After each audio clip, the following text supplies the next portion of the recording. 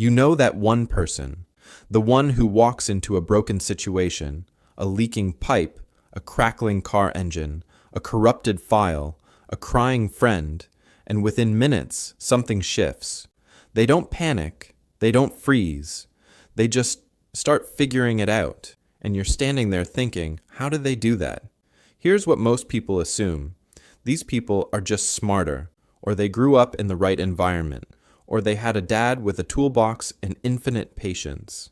And sure, maybe some of that is true, but the psychology behind fixers runs a lot deeper than a good upbringing or a high IQ. What actually separates fixers from the rest of us is something psychologists call high internal locus of control.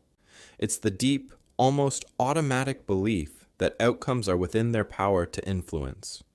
When something breaks, their brain doesn't ask, "Why is this happening to me?"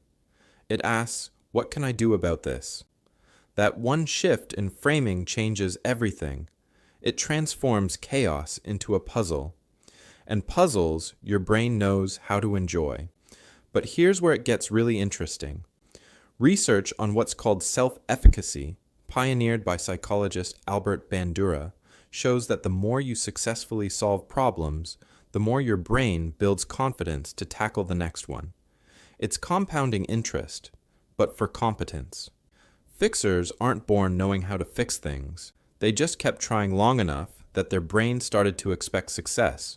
And expectation, neurologically speaking, is a powerful thing. It lowers anxiety, it sharpens focus, it makes your prefrontal cortex, your thinking brain, actually work better under pressure. There's also something beautifully humbling about fixers if you watch closely. They're almost never arrogant because they've been wrong enough times to respect the problem in front of them. They've burned themselves, broken things worse, written code that crashed everything. Failure isn't a sign they were stupid, it was the curriculum. Every breakdown was a lesson their nervous system filed away quietly, ready for next time. And this is where empathy comes in, because maybe you've told yourself the story that you're just not that kind of person. Not mechanical, not technical, not a problem solver.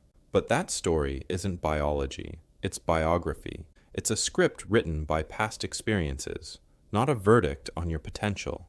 The brain is astonishingly plastic. Every time you lean into discomfort, every time you try before you Google, every time you sit with a broken thing and resist the urge to walk away, you are literally rewiring yourself. Fixers aren't a separate species. They're just people who made a quiet, repeated choice to stay curious in the face of uncertainty. So the next time something breaks, in your home, in your relationships, in your plans, maybe the question isn't, who can fix this? Maybe the question is, what happens if I try? If this made you see yourself a little differently, drop a comment below. I'd genuinely love to know, are you a fixer? Or are you just now realizing you might be becoming one? And if you want more of this kind of deep dive into the minds behind everyday behavior, stick around. We're just getting started.